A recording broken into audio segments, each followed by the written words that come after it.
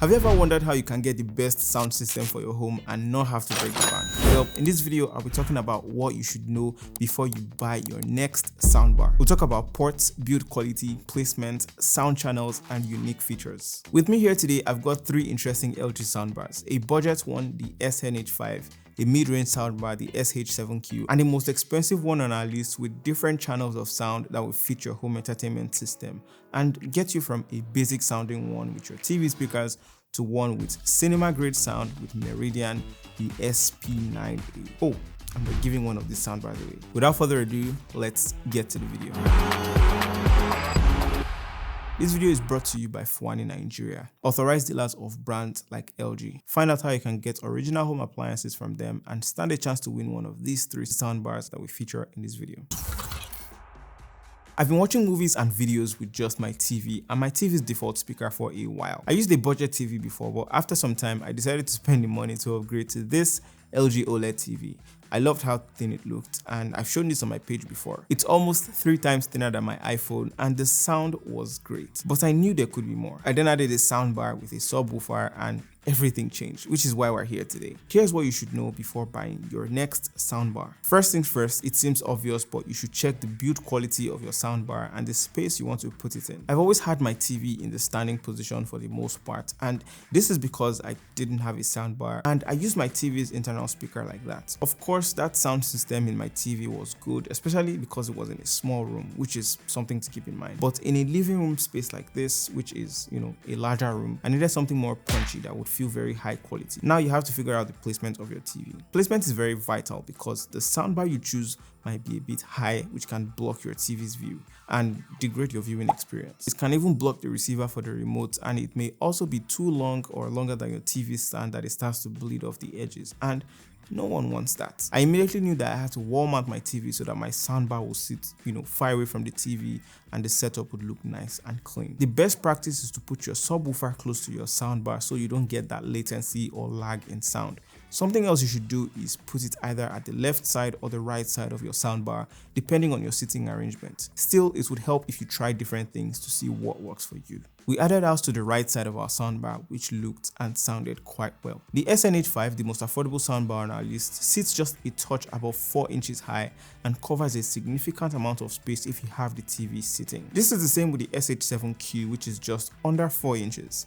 The highest quality soundbar on our list, the SP9A, is just around 2 inches high, and it can sit in front of your TV with no problem, but it might stick out for some people. All these soundbars come with great subwoofers, so if you're in the market for one, you need to check that your soundbar is coming with a subwoofer before purchasing it. Now that you know where and how you want to place your soundbars, the next thing you want to know is what kind of connection do you have at your disposal, and this will depend on your budget. At the back of your soundbars, there will be a couple of ports, and when you're shopping, it will be very handy to take those ports into consideration. So what are these ports and what do they even mean? Different ports on soundbars will give you different kinds of sound outputs, and all of these can translate into the eventual audio quality. But before I talk about ports, chances are you've heard of Dolby Atmos, Dolby Digital Plus, DTS, DTS:X, and the likes. These are all audio formats. And for this review, let's say one of the best formats you can get for your soundbars are Dolby Digital Plus, Dolby Atmos, and DTS:X. Well, our highest level soundbar on this list, the SP9A, has all of that and more, which will give you the cleanest and most cinematic sound that you will get for that price range. The next step below would be the SH7Q, which has Dolby Digital and Dolby Digital Surround. Those formats are also suitable. At the same time, our budget soundbar also has Dolby Digital and DTS Digital Surround. So Fisayo, what about these ports and these connections? What do they actually do? First off, nearly every newly released soundbar has a Bluetooth connection. In fact, all the soundbars that we're testing in the studio here have a Bluetooth connection, which sounds great. You can easily connect it to your phone and listen to music with that high quality sound, or even connect via Bluetooth to your TV and get that good playback. However, it could be more optimal, and the Bluetooth sound did have a lot of bass. I did find something with much better sound quality though. Enter ARC or EARC. To clarify, ARC means audio return channel, while EARC means enhanced audio return channel. HDMI EARC is the best quality you can get from a soundbar if you've got a TV that supports it. You will need to check the back of your TV for the port that says ARC or EARC explicitly.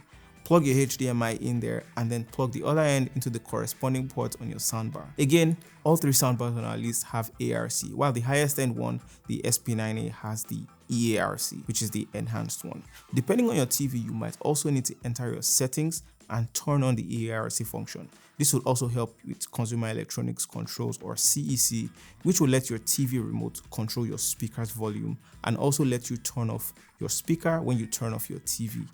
It's the little things. With technology like EARC, you will completely eliminate the lip sync problem or even latency for gamers, which is fantastic. EARC is also the best port to enjoy that Dolby Atmos sound, and you get the most from a surround sound experience. And paired with LG's app, you can turn that surround sound setting on for more punch. Some soundbars also have more than one HDMI port, so you can plug your EARC into your TV with one end, and for the second port you can connect your other devices like a console. The next port you see is the optical digital audio. You want to look for optical cables or digital audio out ports on your TV and soundbar. The main advantage of this cable is that it is very easy to connect. You should see a light, usually a red light, when it's powered on or when it's connected. All our soundbars came with an optical cable in the box, so that's good to note. It's an excellent way to get sound quality, but the HDMI EARC is still where you will get the best quality. Unless your setup doesn't allow for an additional HDMI, you can easily get away with some good sound quality with these cables. However, you won't get support for those high quality formats like Dolby Atmos, and you will lose those CEC functions like controlling your soundbars with your TV's remote. You also have the coaxial or analog ports. None of the soundbars on our list have those ports, but hey, this is how they look. They are not the same though, and if you plug them in, you will want to change that setting in your TV so it matches the sound. Sometimes you might just want a wired analog connection to something like a turntable and just enjoy that sound. The next kind of port you see is a woofer port. If the subwoofer that comes with your soundbar requires cables, you will see something like this. The lowest price soundbar on our list, the SNH5, has this woofer port and a cable to connect it already attached to the subwoofer. It's also interesting to note that the subwoofers that came with the high-end and mid-range soundbars are wireless, and you will only notice a green light when they are powered on and connected. They will just connect automatically. Lastly, when it comes to the connection ports, there are other ports that you can get, and one port that was common among all the soundbars we had here was a USB port. You can load up your media and plug it in to play your tracks offline, if that's what you're into. Sound quality is of course paramount when it comes to choosing a soundbar. Before we get into the next point, I want to point out that all the soundbars sounded great, with each one getting better as the price increased. So what are their prices? The SNH5 with the 4.1 channel cost 179,000 naira. The SH7Q with the 5.1 channel cost 282,000 naira, while the highest end one, the SP9A with the 5.1.2 channel, costs around 414,000 naira. And this is what their sound quality is like. You don't know what it's like to fly till you had your wings cut. I was dinged up. It's all fun and games till they bring your rings up. I was lost up. It ain't mean much. You don't know what it's like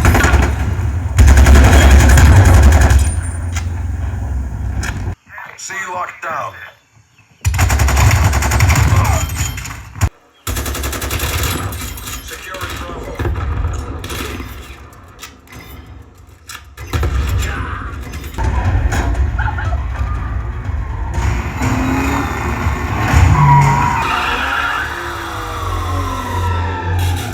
So our test was a sample of sound across music, movies, and gaming on all these soundbars. I used the Sennheiser MKH416 to record all the sounds, placing it between the subwoofer and the soundbars themselves without changing the position. It stayed the same throughout all the tests. I added all the songs as a waveform file into the USB drive and plugged them in to test each soundbar. And for the movies and gaming, we recorded each sound with the highest quality, which is the EARC. It's interesting to note that both the SNH5, the lowest price soundbar on our list, and the SH7Q, the one priced in between, have higher sound output in terms of power, which is 600 watts and 800 watts respectively, compared to the 520 watts on the higher end SP9A. I definitely felt more of the bass on both of them compared to the SP9A, and they all sounded crisp though, which is what you'd expect from a soundbar. Random, but I also noticed that right there in the box of the SP9A, you have a bracket to wall mount the soundbar, which is a nice addition. What do you guys think of the sound quality based on what you've heard from these tests? Let me know in the comment section below. Speaking of the tests, these soundbars are straight from Fouani, Nigeria, an authorized dealer of these LG soundbars and other LG appliances. I've always been curious about soundbars, and it felt awesome when they let me test a couple of them in this video for you guys. I'll be returning them though, but one of you who subscribe to this channel will get to win the SNH5, one of the soundbars we mentioned in this video. Ensure you're following me and Fouani Nigeria with the links in the video's description. Also,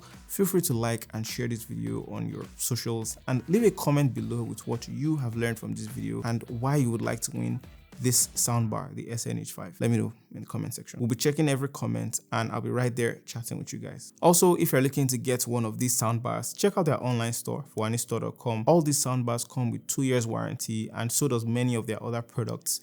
I'll have all the necessary information just there in the description below. Everything will be right there. As important as connection points are, and as vital as it is to listen to the sound to get a feel of it, the channels of the sound you get from your soundbars are also essential. This is another factor that your budget can determine. If you check out many soundbars today, and as I mentioned earlier, you'll see things like 4.1, 5.1, 5.1.2, and you can even find them as high as 7.1 or 11.1. But what does this all mean? For instance, if a soundbar's channel is 2.1, it simply means they have 2 main channels and the 0.1 is the subwoofer. The 2 main channels can be left channel and right channel, and typically it's usually like that. In a 3.1 channel setup, you can have 1 channel on the left, 1 channel on the right, and 1 channel in the center. Of course, the 0.1 being the subwoofer. In the SNH5, the 4 in the 4.1 is for the main channels, and it stands for 4 channels from your soundbar. In this case, it's 2 channels on the left and 2 channels on the right, where the 0.1, of course, stands for the subwoofer, which is this big box that we mentioned that we're keeping to the right side of our soundbar. The SH7Q is a 5.1 sound channel soundbar. The 5, of course, stands for the 5 main channels, 2 on the left, 2 on the right, 1 in the center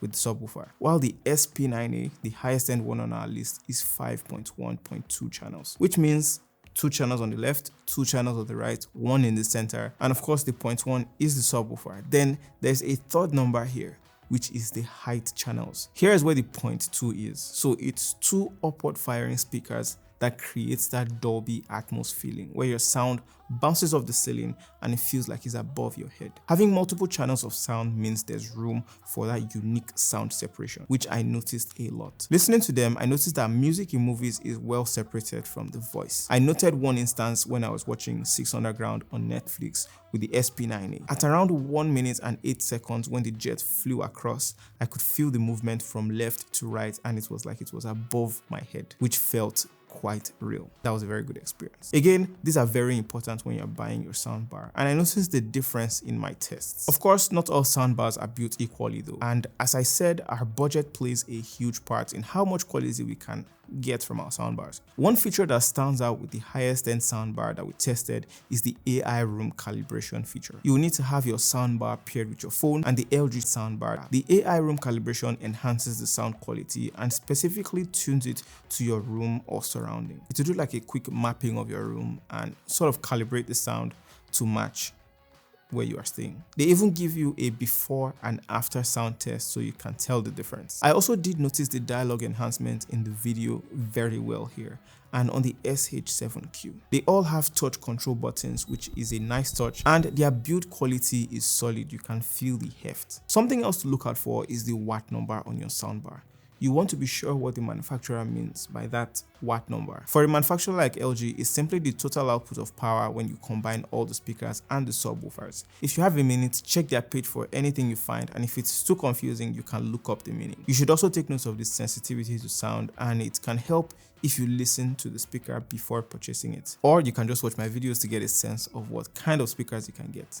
There are also other factors like frequency range, which is measured in hertz. A good frequency range for a soundbar is typically between 20 hertz to 20k hertz or 20,000 hertz. The lower end of the frequency range is between 20 hertz to 200 hertz, which is responsible for producing bass sounds. In contrast, the middle range is around 200 hertz to 2000 hertz, which produces the vocals and mid-range sounds. The higher end of the spectrum is the 2000 hertz to 20,000 hertz, which produces those treble sounds or the higher range frequencies. One of the reasons you get a subwoofer in the first place is because of its range, which is in the lows or the bass in your sound. Good subwoofers will do high quality frequencies at that 20Hz to 200Hz, while the soundbar will do justice to your mid and high frequencies. I like that with all the soundbars I got, their remotes came with batteries out of the box, which is very thoughtful. Was this video helpful in your decision to choose a soundbar? Do drop a comment below if you have any more questions, and check out this video for all the tech I use every day on a daily basis. You can watch that video right here. I'll see you in that video.